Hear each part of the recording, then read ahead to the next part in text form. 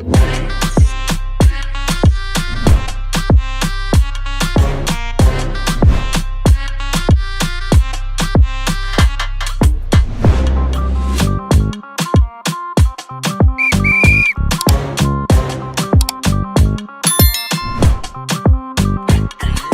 à tous et bienvenue. Que pouvons-nous dire de nos jours? Les diplômés sans compétences, même les personnels d'entreprise qui ne sont pas à leur hauteur. Bienvenue à nous tous encore une fois dans notre émission Carrefour du gestionnaire. Bref, aujourd'hui, nous allons comprendre la différence entre la compétence et le diplôme. Pour ce faire, je suis avec sur ce plateau M. Dela Diao. Il est animateur des événements et présentateur télé. Monsieur Dela, bonsoir. Bonsoir Sylvain, comment tu vas? Je vais bien et vous? Je vais bien également. C'est un plaisir de me retrouver dans vos locaux aujourd'hui, de partager cette émission avec vous. Le plaisir est partagé. Voilà. D'accord, c'est là. Aujourd'hui, 13 novembre, oui. C'est votre anniversaire? Justement, ça tombe bien. Tu as bien fait de choisir le jour, c'est en 13 novembre, c'est mon anniversaire. Je dirais pas que je le fête, moi je pense que je vieillis. Oui, mais bon, ça ne se sent pas. Ça ne se sent pas justement, c'est la grâce divine en tout cas. La grâce divine. Merci beaucoup. Merci beaucoup. Joyeux anniversaire à toi. Merci. Alors, monsieur Dela, oui. Le thème d'aujourd'hui, c'est la compétence et le diplôme. Oui. Quelle différence entre les deux? Soit quelle définition par rapport aux deux termes? D'accord, merci pour la question. Alors, quand on parle de diplôme, on parle de compétences, on en parle dans plusieurs domaines. On en parle dans le domaine des ressources humaines, on en parle également dans le domaine de l'emploi. Vous savez, quand on parle de diplôme, c'est comme une certification que vous avez reçue après avoir échelonné, d'accord, un certain nombre d'exercices, un certain nombre de connaissances et d'enseignements. Et ce diplôme vient certifier ce que vous avez. On est d'accord? C'est la preuve en réalité. Et donc, quand on parle de compétences, c'est beaucoup plus les expériences que vous avez acquises après ce diplôme que vous avez reçu. Après ce diplôme? Pendant et après ce diplôme que vous avez reçu. D'accord, oui. La nuance, je vais partir sur un exemple. Aujourd'hui, on voit beaucoup de personnes qui ont quand même des diplômes dans différents domaines, mais qui n'ont pas la compétence qui va avec. Vous allez voir quelqu'un qui a un diplôme, peut-être en communication, encore en comptabilité, mais cette personne a des appris. Cette personne n'a pas eu l'occasion de pouvoir exercer, de pouvoir mettre en pratique ce qu'elle a eu à apprendre de par peut-être 16 années, 4, 5 ans, 6 ans, 7 ans d'études. Or, la personne a reçu cette certification et ce diplôme qui va avec, qui est la preuve en fait de ces études-là qu'elle a faites. Sauf que la personne n'a pas autant de compétences. Vous allez voir quelqu'un qui n'a pas un diplôme dans un domaine donné, d'accord, qui n'a pas fait des études et qui n'a pas acquis cette certification par rapport donc à ce diplôme. Mais la personne a beaucoup plus de compétences que vous l'imaginez. Et aujourd'hui, je pense que la plupart, quand vous posez la question selon des sondages aujourd'hui, les ressources humaines essaient de pouvoir jauger en fait la différence entre ça. Aujourd'hui, on se dit, vous allez voir une offre d'emploi, on vous dit écoutez le niveau, par exemple, c'est licence, master, etc. Des gens ont quand même ça, mais n'ont pas la compétence qui va avec. Voilà, ça m'amène donc à rebondir sur une question. Aujourd'hui, nous voyons que les diplômes, tant que nous les voyons, ne sont plus comme avant. C'est-à-dire, tu as ta licence, tu as ton master, tu as ton doctorat, mais il se retrouve que quelqu'un même, tu as le master, mais quelqu'un de licence peut te former. Bon, je sais de quoi je parle. Alors, si nous allons partir sur cette base, nous allons dire que la formation, c'est-à-dire que le défaut est à donner à l'université ou bien à l'étudiant lambda en question. Moi, je parlerai plutôt de pédagogie. D'accord? Vous savez, quand on parle de pédagogie, dans la pédagogie ou dans l'enseignement, il y a la théorie et puis il y a la pratique. Alors, par la pédagogie que nous avons actuellement, ou que nous détenons depuis des années déjà, nous ne mettons pas beaucoup plus en avant la pratique, mais il y a la théorie. C'est pour ça que je réponds à ta question en disant, vous allez voir des gens qui ont, d'accord, un diplôme, d'accord, mais sur le terrain, qui ne sont pas compétents. Et quelqu'un d'autre, comme tu l'as dit, qui a des compétences peut former quelqu'un qui détient en fait un diplôme. Mais normalement, c'est pas bien. Normalement, tu dis normalement, ou encore en principe. Oui. De toi à moi aujourd'hui, par exemple, ou de vous à moi. Vous allez prendre Google. Moi, je prends Google, par exemple. Je tape licence ou master en communication. Il me sort le cours, j'apprends à la maison, j'ai un diplôme, Mais toi, par exemple, tu vas dans une école de BTS ou encore une école de formation, tu fais 3 ans, 4 ans, 5 ans et tu as le cours. Et moi, après, peut-être le cours que moi j'ai suivi sur Google avec une certification, je m'en vais faire un stage, un, deux, trois stages, je mets en pratique ce que je sais faire. Et toi, tu sors d'accord d'un BTS ou encore d'une licence en communication et tu débarques dans une entreprise. Imaginez la différence. Ce que je veux dire par cet exemple, c'est que vous avez aujourd'hui la possibilité de pouvoir suivre des cours vous-même à la maison, de vous former, sans peut-être ne pas avoir recours encore aux écoles de BTS. L'Internet est là, tout ce que vous voulez apprendre, vous l'aurez. Mais Vous le êtes à la problème, maison, vous voulez avoir des cours de peinture, des cours de menuiserie, vous tapez des cours, ça vous sort des cours. Et vous avez des vidéos qui vont avec, la pratique également. Mais dans nos écoles aujourd'hui, quand je reviens encore sur cette histoire de pédagogie, combien de tutos, combien de vidéos, combien de pratiques nous avons après les cours théoriques? On nous soumet à des exercices, d'accord, mais combien après? Les stages sont difficiles à avoir après. Yes. mais le problème, monsieur Lila, Oui. vous savez, après le diplôme, vous allez sur le terrain et il s'est avéré que vous êtes compétent, mais l'employeur demande l'attestation. Ça dit, c'est mélangé, on ne comprend plus rien. Qu'est-ce que vous pouvez dire? Parce que le gars, tu le vois, il est bon, Oui. mais tu lui demandes quelle est la preuve. Oui. Ça veut dire que le gars veut l'attestation. Maintenant, l'attestation, certes, c'est le diplôme ou bien. Oui. Voilà. Maintenant, il n'a pas le diplôme et tu ne le considères plus.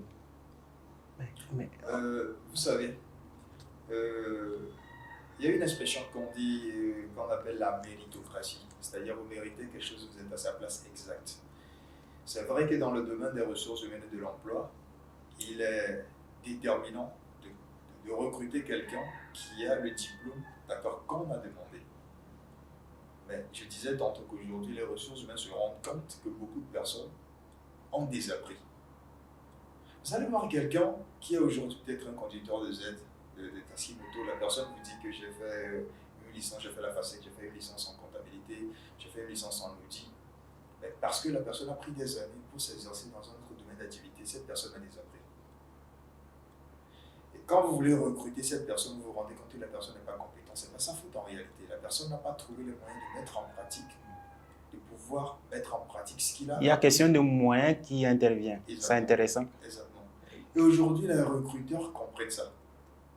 Alors, dans ce cas, la solution, c'est quoi? C'est de pouvoir recycler cette personne. Donc, alors, le recruteur aujourd'hui, il a la possibilité de recruter cette personne, d'accord? De pouvoir recycler la personne sur peut-être 2, 3 mois, etc. pour que la personne revienne dans son élément, d'accord? Et qu'il puisse donner le meilleur de ce qu'elle a acquis lors de sa formation pour pouvoir prouver en réalité cette compétence et cette certification que la personne détient. D'accord. Alors, monsieur Dila, qu'est-ce que les recruteurs veulent? C'est-à-dire, je veux savoir, les compétents ou bien les diplômés, ils veulent quoi au juste aujourd'hui sur le marché de l'emploi? Je suis désolé, je ne suis pas recruteur. Cette question, elle est bien venue pour les recruteurs. Bon, oui, mais vous êtes quand même...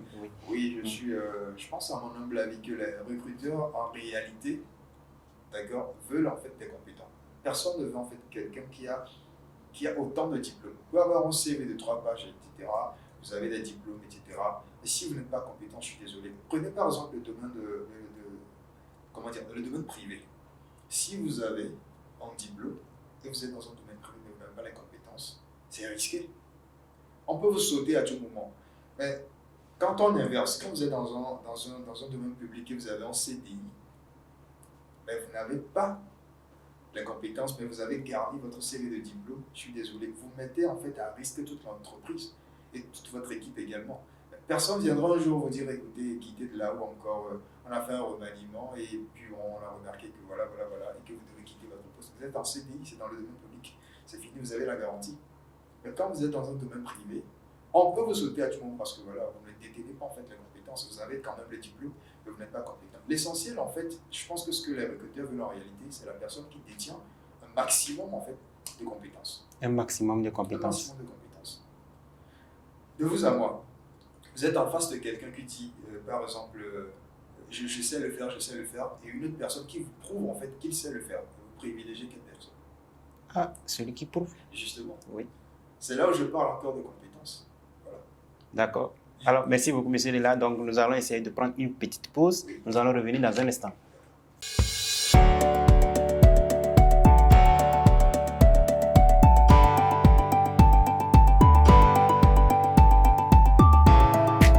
Ma chérie, tu fais quoi dans les rangs? Depuis le matin, je suis ici pour écraser mon maïs. Hé, ma chérie, tu perds ton temps. Moi, je viens du marché comme ça avec mon sac de Ebly Food, la farine de maïs déjà emballée. Ebly Food. Ebly Food, c'est de la farine de maïs naturelle, bien traitée, bien conservée et débarrassée des débris, cailloux et poussières. Disponible partout en format de 1 kg, 2,5, 5 et 25 kg, et ceci moins cher. Téléphone plus 228 92 27 05 05 22 25 54 84. Ebly Food, que votre nourriture soit votre médicament. De retour sur ce plateau, mesdames et messieurs, si vous nous suivez jusqu'à cet instant, ça veut dire que vous êtes vraiment intéressés par notre débat. Alors, pour nous soutenir, il suffit de faire une seule chose, c'est de liker, de vous abonner et surtout, écrivez certains commentaires, des suggestions que nous prenons la peine de vous répondre. Alors, je suis avec sur ce plateau monsieur Dela, il est communicateur et animateur des événements. Monsieur Dela, nous étions en train de parler des recruteurs. Qu'est-ce que les recruteurs veulent sur le marché de l'emploi, les compétents ou bien les diplômés? Vous avez accentué sur la compétence. Ma question qui revient maintenant dans les offres d'emploi, souvent, ils donnent un diplôme d'abord avant de chercher l'expérience, peut-être d'autres même disent 5 ans, dont moi-même je ne comprends pas déjà 5 ans, même souvent même ils limitent l'âge. Bon, qu'est-ce que vous avez à dire par rapport à cet aspect? Bon, je vais d'abord partir sur la base de l'employé. Vous savez, quand vous êtes qualifié, quand vous avez quand vous avez des diplômes et quand vous faites embaucher, déjà même le diplôme, ça vaut l'important, d'accord? Ça donne beaucoup plus la facilité de pouvoir être embauché parce que vous détenez le diplôme. Mais après, pour vous-même en tant qu'employé, il vous faut en fait avoir beaucoup plus de compétences pour être épanoui dans le travail. N'allez pas rester dans une équipe avec des gens qui sont compétents. Vous avez le diplôme, vous n'êtes pas compétent. Vous ne serez jamais épanoui. Vous aurez l'impression qu'on vous force en fait à faire ce travail-là. Vous comprenez ce que je veux dire? Maintenant, revenons sur la question en fait, de l'employeur, c'est-à-dire du recruteur. Ouais. En réalité, comme je le disais, ils veulent des compétents. Mais je pense que le diplôme reste aussi un filtre. Imaginez l'inverse, on donne un appel, enfin, offre d'emploi, et on ne met pas de diplôme, on dit juste qu'on recrute des gens qui sont compétents. Vous allez voir combien de personnes vont se dire être compétents pour ce poste qui vont arriver. Vraiment, c'est un filtre. Vraiment, oui. Alors, le diplôme reste le premier filtre en réalité, mais après, on regarde un peu les compétences, c'est-à-dire les années d'expérience de la personne. Et quand on retombe maintenant dans les années d'expérience, vous demandez à savoir pourquoi ils mettent encore 5 ans, 6 ans, etc. Alors qu'ils savent que ce n'est pas évident. Ce n'est pas évident pour un jeune diplômé qui vient de sortir, licence en CCA, peut-être master en sciences de gestion. Il a déjà 27 ans. Vous demandez 5 ans d'expérience. Et peut-être la limitation d'âge. D'âge encore. Monsieur Dela, voilà. qu'est-ce que vous... Alors là, je pense qu'il faut revoir en fait cette histoire d'embauche en réalité. C'est pas quand même évident quand on voit encore le cursus scolaire, le cursus universitaire et tout, avec les années qu'on échelonne jusqu'à ce point pour arriver encore au diplôme. Et les stages, les expériences que nous demandons à avoir après nos diplômes qui ne sont pas aussi évidents comme je le disais, parce que les entreprises aujourd'hui également par rapport aux questions de stage, ça reste à savoir, ça balance un peu. Alors quand déjà on a tout ce souci en fait sur le tapis de l'emploi ou encore sur le tapis des expériences et tout, et que le recrutement demande sur le papier d'avoir le diplôme, la première des choses, la compétence, qui signifie encore avoir un certain nombre d'expériences, peut-être 3-5 ans, ça devient beaucoup plus compliqué pour celui qui est encore le présumé employé de pouvoir être ou se dire je suis quand même dans les cordes en fait de ce métier-là qu'on est en train de demander. C'est désolant, vous allez voir que beaucoup de personnes, juste à cause de ça, ne peuvent pas ou n'ont pas en fait cette capacité, ce désir-là de pouvoir postuler, se disent écoutez, c'est mort d'avance. Je sais que je n'ai pas ces années d'expérience-là. Si je postule, je pense que c'est mort d'avance. Ce filtre-là encore, peut-être, je dirais, c'est un couteau à double tranchant. C'est vrai, ça avantage certaines personnes, mais ça désavantage beaucoup de personnes qui sont encore compétents, diplômés, compétents d'une certaine manière, mais qui n'ont pas eu l'occasion d'avoir ces années d'expérience, qui ne respectent pas peut-être les 5 ans, peut-être les 4 ans d'expérience. Moi, je veux vraiment défendre les étudiants. Si on pouvait convaincre les recruteurs de laisser question d'expérience, quand même. Parce que ça rend peur. Il y a certains étudiants qui n'arrivent même pas à postuler parce qu'ils voient déjà 3 ans d'expérience, 5 ans. Je pense que ça sera un autre débat en réalité. Parce que pour n'importe quel poste, il faut avoir de l'expérience. C'est vrai que surtout dans le domaine de l'emploi, quand on parle encore peut-être du secteur privé, on demande quand même à la personne de pouvoir avoir un certain nombre d'expériences. Écoutez, les recruteurs ne veulent pas recruter quelqu'un qui sera encore maintenant à la charge du département ressources humaines et cette personne sera encore... Et qui sera à la charge maintenant, qui va le former avant que... Former encore pendant peut-être un certain nombre de temps avant de pouvoir être épanoui dans son poste. Ils veulent en fait des personnes qui soient à même de pouvoir s'exercer dans un bref délai. Vous avez le diplôme, pardon, mais vous n'avez pas assez d'expérience et ils se disent, écoutez, ça constituerait des coûts pour l'entreprise de pouvoir vous mettre encore en formation pour vous recycler pendant un temps avant d'être épanoui dans le domaine. C'est compliqué. C'est compliqué. Très, très compliqué. Alors, monsieur Dela, Oui. pour un étudiant qui est en train de nous suivre, Oui. il veut être à la fois compétent Oui. et diplômé. Oui. Il veut sortir avec sa licence et ne pas faire des tracasseries. Il veut être en même temps bon. Quel parcours? Comment cet étudiant doit-il se prendre? Déjà je n'approuve pas le fait de dire que sortir avec les diplômes et être en même temps bon. C'est vrai, vous avez des étapes à passer, d'accord? Il y a des échelons quand même. Vous devez quand même avoir un certain nombre d'expériences. Et c'est vrai, on le reconnaît que les entreprises n'ont pas cette volonté, je ne dirais pas volonté, mais cette facilité-là aujourd'hui de pouvoir recruter beaucoup de personnes pour que cette personne-là ait de l'expérience. Parce que dans un autre volet, vous devez comprendre que autant d'expérience vous avez en stage dans une entreprise, le droit du travail estime à ce que la personne soit recrutée après un certain nombre d'années de stage. Vous comprenez? Et ça encore, les entreprises voient également ce côté-là de la chose. Là aussi, c'est un autre volet. Ah bon. Justement, ce qui fait que vous êtes étudiant, vous avez un diplôme, vous demandez un stage, vous finissez le stage, vous n'êtes pas renouvelé, le stage est renouvelé, vous avez un temps de latence, vous laissez à la maison pendant un moment, on vous rappelle encore peut-être des mois après, que vous avez déjà désappris et vous revenez. Et ça, c'est un éternel recommencement. Alors, à la question de savoir pour des étudiants qui veulent aujourd'hui être compétents, d'accord, sur le marché de l'emploi, je vous dis, écoutez, allez d'abord au diplôme, faites le nécessaire, vous avez le licence, le master avec votre mémoire, vous avez ce qu'il faut. Je pense qu'il faudrait maintenant aller chercher du stage, mais encore, pas forcément payant, je suis désolé. Pas forcément payant. On connaît le Et le pays, déplacement. Je sais, on connaît le pays, on sait ce que c'est, vous comprenez? Ce que moi je dirais, d'accord, c'est à des volets. La première chose, ça va à l'endroit des étudiants.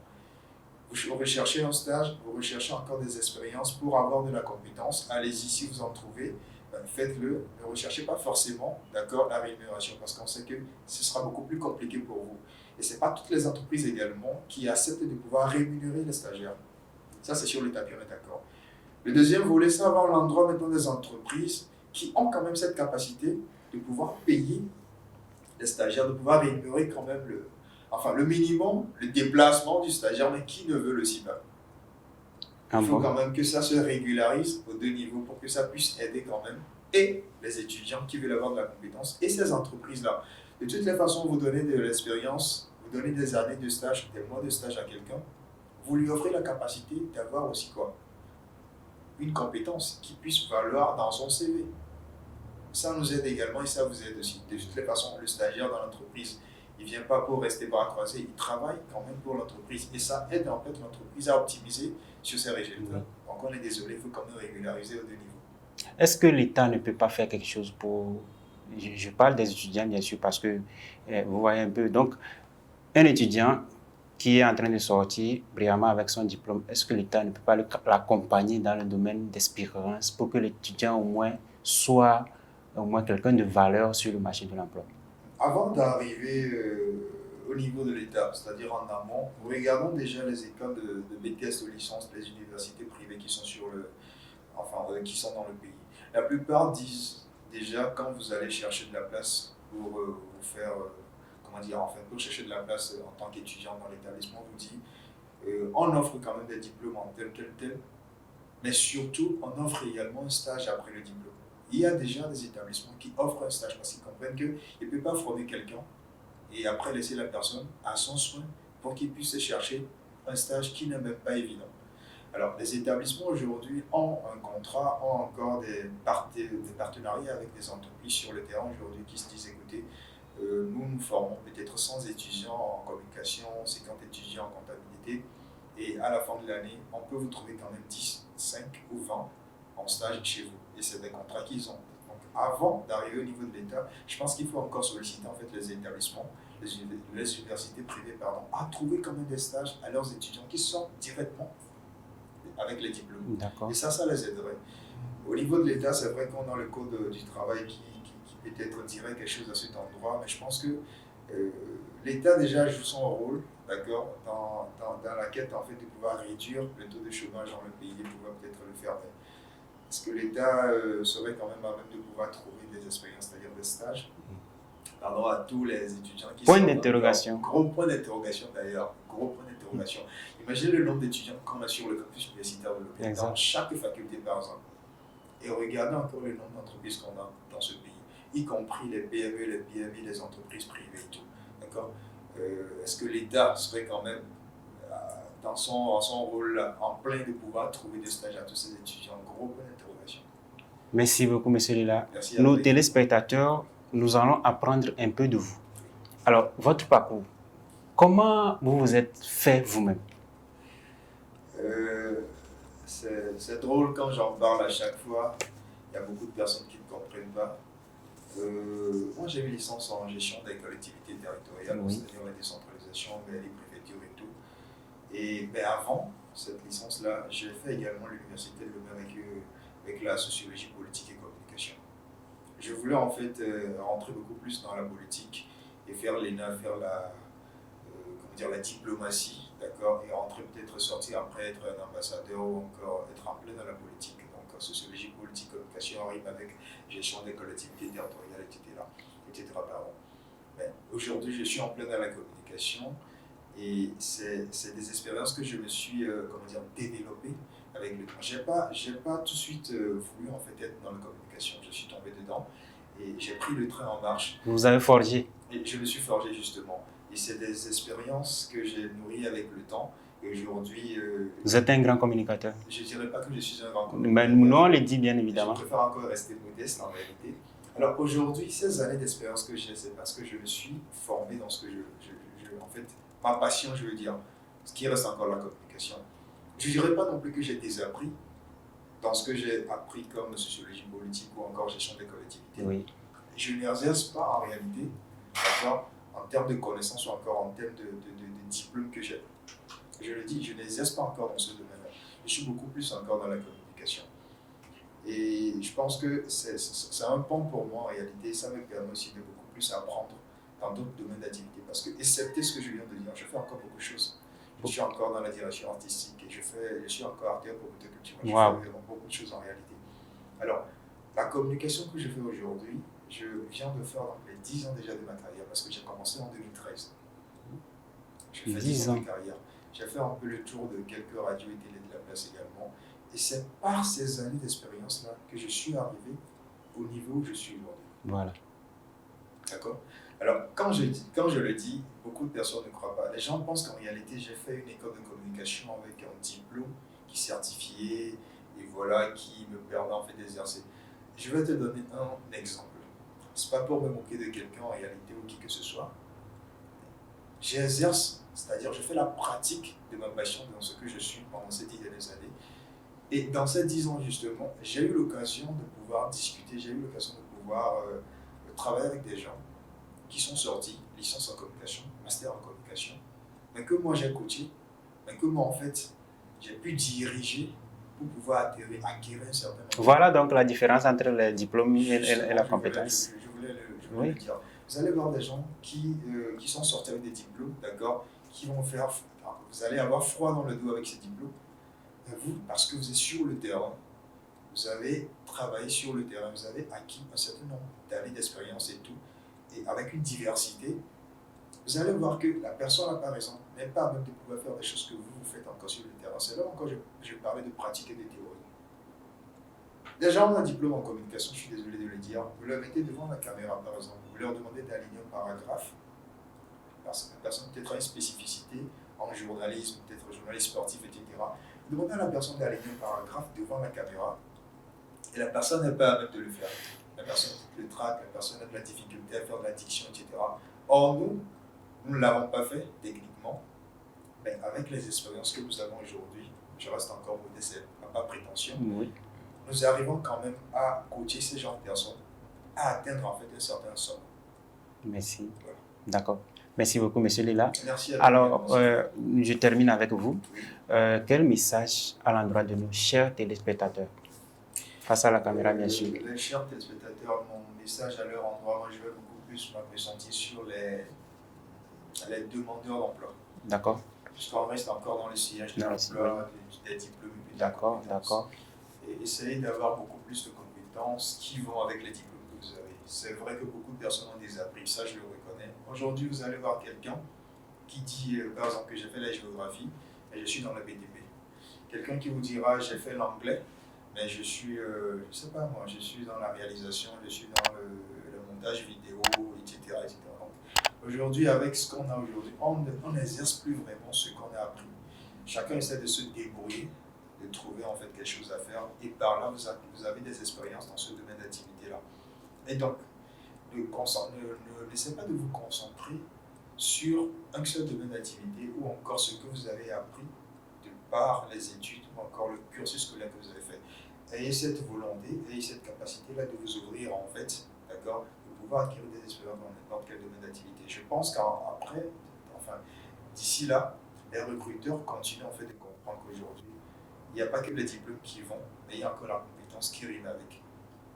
Et vous pouvez encore vous faire reformer, recycler dans votre domaine d'activité, dans votre diplôme pour pouvoir encore exercer. Donc, les compétences, oui. Les diplômes, d'accord, mais les compétences, encore, oui. C'est très important d'avoir les compétences. Et pas pour l'entreprise, pas pour l'employeur, mais pour vous-même. Parce que je le disais tantôt, ça va vous permettre aujourd'hui d'être épanoui vous-même dans votre activité. Si vous n'êtes pas compétent, vous allez avoir l'impression qu'on vous force en fait à faire le travail. Mais si vous êtes compétent, vous le faites de façon très avec la largesse et tout ce que vous avez. Voilà ce que j'ai à dire en fait à tous qui me suivent comme téléspectateurs ou surtout aux demandeurs d'emploi. Merci beaucoup, monsieur Lila. Merci à toi. Fut un grand plaisir d'être avec vous. Le plaisir. Vraiment, merci d'avoir accepté notre invitation encore une fois. J'accepterai toujours. Merci beaucoup. Alors, nous voici donc à la fin de notre émission. Le message est très clair. Le diplôme, c'est bon, mais la compétence en vaut plus. Merci et bonne soirée.